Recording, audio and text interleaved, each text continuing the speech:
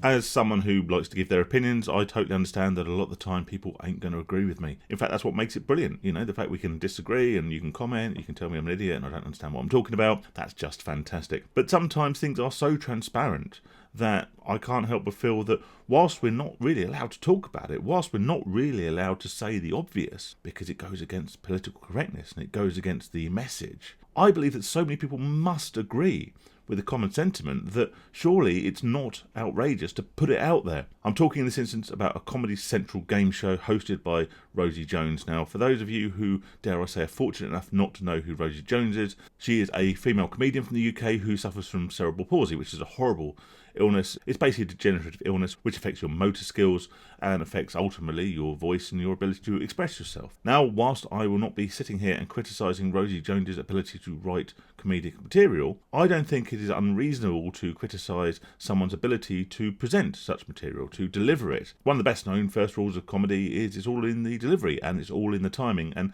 if you have, unfortunately, a degenerative disease which affects your ability to talk and to express yourself in a physical way, this is ultimately going to have a detrimental effect on your ability to deliver comedy in the way it was written. I don't necessarily find Rosie Jones's jokes funny. However, I'm not here to criticise her writing abilities. Maybe certain people, and comedy is subjective, do find her material humorous. However, what I want to talk about today is the fact that she has been given a presenting job on a game show on Comedy Central. And I say she's been given a presenting job. She was given a presenting job several months ago, and I am somewhat late to the party. This has only actually just been brought to my attention. I was flicking through the TV yesterday, and despite having several hundred channels, couldn't really find anything I wanted to watch, and stumbled across this atrocity. And I'm going to share with you today a few snippets from the show, but also from the initial trailer, which drew my attention. Comedy Central brings you a brand new game show. I'm Rosie Jones. Welcome to Out of Order. Like I say, we are not allowed to talk about these things. We are not allowed to criticise Rosie or anyone else who is selected, maybe, shall we say, for the wrong reasons. However, dare I say that her ability or inability to actually present the show because of an unfortunate disability which she has no control over means that her selection for such is merely a box-ticking exercise and surely patronising in its most extreme form to Rosie herself. There might be fans of Rosie Jones out there who really like her comedic writing. They like what she writes, she likes her style of comedy, and that's absolutely fine. You know, like I say, comedy is subjective. However, I think it's almost indefensible to put her in a presenting role, which quite clearly, due to her physical and vocal limitations, she cannot present. This is not a comedy show, this is a semi-scripted game show with jokes which have almost certainly been written into the script for her. Maybe by herself, maybe by a third party, who knows. She is, for the vast majority of the population, very difficult to understand. And if someone is vocally very difficult to understand, even if that's not their own fault, that could be because of disability, or it could be because of an incredibly strong regional accent. Dare I say that person is not suitable for presenting a show to the mainstream masses. You know, on late night TV where they rerun popular shows, but instead of its normal format, they have someone in the corner who's doing the sign language for the hard of hearing. It's like employing someone with one arm to do that job. Sure, they could sit in the corner of the screen and do their best attempt at signing the dialogue from Coronation Street. However, it's fairly safe to say that the hard of hearing or deaf listeners that are watching that programme would only be able to understand one in every 2 or 3 words. That's not the fault of the person who only has one arm who's attempting to do their best job at signing the programme, but it is a terrible bit of casting from the people who've put that person in charge of that role.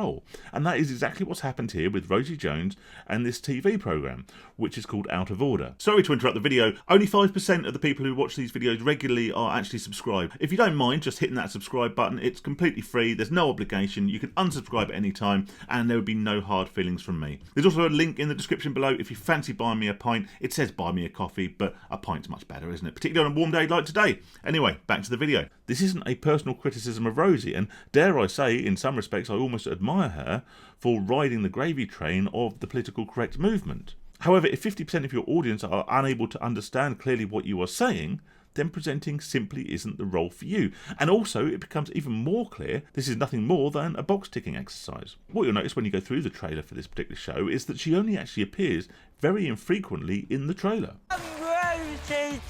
And when she does appear, she is seen repeating the same bit of dialogue, possibly the same even bit of the show. So they have put someone in a presenting role that simply cannot present. And just let that sink in for a moment. In what other industry other than the media would someone who simply cannot perform in their role be put in that position? I, for many years, worked for an IT firm, and one of the things we did was to create content for websites. Would you give that to someone who only had one arm and was unable to type at anything approaching an acceptable speed? No, of course you wouldn't. That's not to say that the person with only one arm didn't have great ideas, wasn't articulate, and wasn't able to put into words what they meant to say. What it means is that it's woefully inefficient. It takes twice as long for the same person to do the same job. And that is exactly the case here with Rosie Jones. Our celebrity teams have to guess the order. Phil is actually sweating. I'm a little worried about this. Is this mucus or blood? The correct order is... Judge for yourself. The other thing, as we look through this trailer, is I'm not one for massively highbrow programming. Don't get me wrong, I like some documentaries and I like some sort of more intellectual game shows, more because I like to realise how stupid I am sometimes and that I don't know the answers to most of the questions on University Challenge. In fact, half the time I don't even understand the questions, let alone know the answers. But this does seem to be bottom of the barrel, lowbrow entertainment. Again, I'm not being elitist. Sometimes slapstick humour is funny. Sometimes I like more lowbrow entertainment, particularly of an evening where sometimes you just want to switch off and have a bit of a laugh. However, so much of this seems to be forced entertainment, forced fun around Rosie's presentation, rather than actually decent content that creates a genuine comedic style. In brief, this programme looks like utter trash. Like I said at the beginning of this video, I understand that I'm likely to get criticism for this particular opinion. However, just check out this segment of the programme where Rosie is applauded for her attempts to dance. Tuesday, eyebrow, I want you to organise my sexy regulars in order of who has slept with the most people. Oh my. We are talking.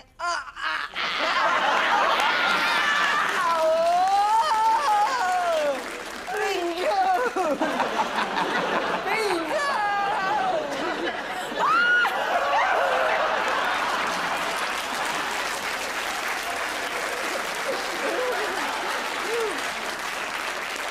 Now, I have absolutely no dancing skills whatsoever, and if I was to go on TV and attempt to dance, I would expect people to be laughing at me. However, in this instance, we are expected to laugh with Rosie, despite the fact we are effectively looking at what is akin, I believe, to a Victorian freak show. Setting someone up who is physically unable to dance due to their own disabilities, setting them up to dance for the audience while they effectively point and laugh. Yes, the official party line might be that we are laughing with her, that she is putting on some sort of comedic performance, but ultimately this is akin to a freak show. It's akin to laughing at someone for their own inabilities and for their own disabilities. I will be told, I'm sure, in the comments that I'm picking on an easy target, that Rosie Jones is an easy target, and certainly she has come under an awful lot of criticism from an awful lot of people in the past. But most of the people who are criticising her are simply criticising the limitations of her comedy. She might be a great writer, in which case props to her. In which case I wish her a long and successful comedy script writing career. However, her inability, due to physical limitations, to physically and vocally deliver the comedy that she is presenting just means she is simply unsuitable to the role. If you're criticising me for punching down, so to speak, at Rosie Jones, then consider this. This is a woman who, despite her limitations, is famous, is wealthy, and now has her own TV show on a big channel like Comedy Central. I am someone who has a very, very much respected and very much appreciated, by the way, 1,300 odd subscribers, and I'm sitting there rambling on YouTube. There is no way on earth that I am punching down. If you say I'm punching down, you'd assume it's because I'm criticising her disability. I have nothing but sympathy for people who have debilitating disabilities which limit their vocal abilities, their physical abilities, or limit them in a day-to-day way. I believe it's very patronising to Rosie to put her in such roles. I also think it's incredibly patronising to the audience and puts the audience, both present and watching the programme, in an awkward position where we expect her to laugh along at this supposed comedy. It doesn't mean her jokes are bad. It just means that if you're unable to deliver them and you are unable to deliver them with good timing, then the whole essence of the comedy is sucked out of it. And all we are left with is a slightly cringeworthy, lowbrow TV show presented by someone which a large proportion of the population are going to struggle to understand, but we're all almost guilt-tripped into watching and laughing at because this lady has and disability. The only criticism I have of Rosie is that she did say that after some, dare I say, very mean trolling she had online, she did say she was going to step back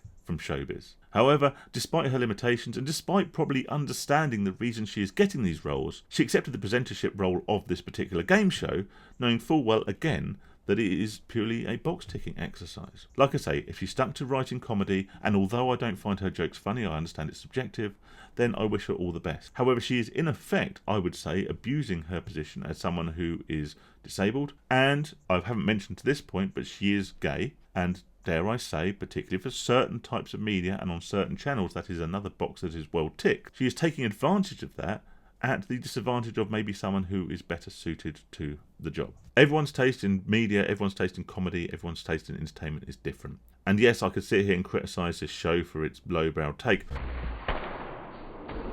However, I think it goes far deeper than... If we watch the trailer, we can see there are some very established guests on there. Some genuinely funny, genuinely successful and well-liked comedians, actors, and all the rest of it. There are also, dare I suggest, an awful lot of faces on there that I personally don't recognise, and I'm sure that would be the case for an awful lot of the audience. And where that is the case, we have to maybe question why certain guests have been selected despite being comparatively unknown next to some of the other better known and better liked guests on the show. They do again seem to just tick a number of boxes, which Comedy Central, like so many other channels we see, are so desperate to do. Sometimes at the cost of the quality of the programming and the enjoyment of the viewer. Like I say, this is a very unpopular opinion, and I'm sure people will criticise me for ridiculing Rosie for her disability, and that couldn't be further from the truth. She may well be a very talented comic writer, whether or not I particularly enjoy her style. However, to be given a presentership job where she is almost unable to present because of her unfortunate disabilities is a patronising exercise in box ticking and no more. Stay safe and stay sane, everyone.